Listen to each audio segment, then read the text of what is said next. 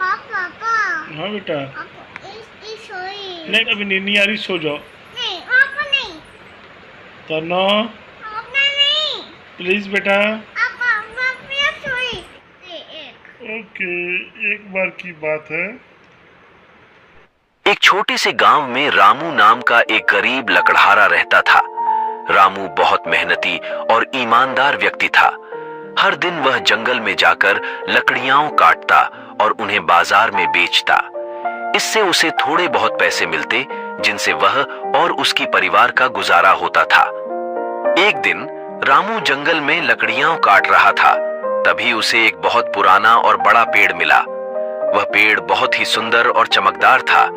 रामू ने सोचा कि अगर वह इस पेड़ की लकड़ियां काटेगा तो उसे अच्छी कीमत मिलेगी।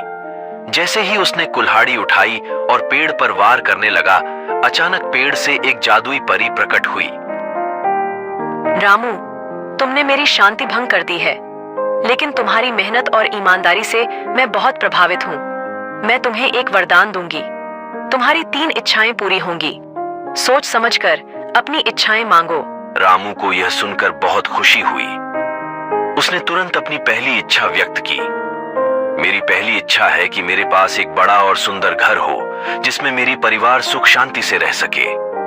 परी ने जादू किया और तुरंत रामू का छोटा सा घर एक बड़े और सुंदर महल में बदल गया। रामू ने अपनी दूसरी इच्छा के बारे में सोचा और कहा, मेरी दूसरी इच्छा है कि मेरे पास इतना धन हो कि मैं कभी भी किसी चीज की कमी महसूस न करूं। परी ने फिर से जादू किया और रामू के महल में सोने और चांदी के सिक्कों से भरे बर्तन और खजाने प्रकट हो गए। अब रामू के पास बहुत धन था और वह आराम से अपनी जिंदगी बिताने लगा। तीसरी और आखिरी इच्छा के लिए रामू ने बहुत सोचा। उसने देखा कि गांव के और भी लोग गरीब और जरूरतमंद हैं। उसने अपनी तीसरी इच्छा व्यक्त की।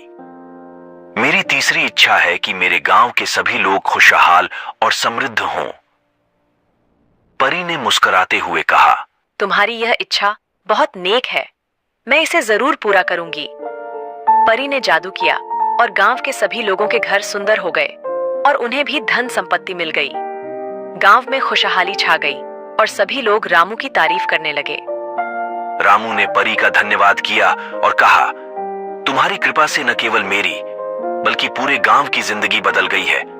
हम सब तुम्हारे आभारी रहेंगे। परी ने कहा, रामू, तुमने अपनी इच्छाओं का उपयोग बहुत समझदारी और नेक दिल से किया है। मैं हमेशा तुम्हारी मदद के लिए यहाँ रहूंगी। ये कहकर परी गायब हो गई। रामू और उसकी परिवार ने खुशी खुशी अपनी नई जिंदगी शुरू की। तन्नू स्टोरी कैसी लगी? Like, share and subscribe.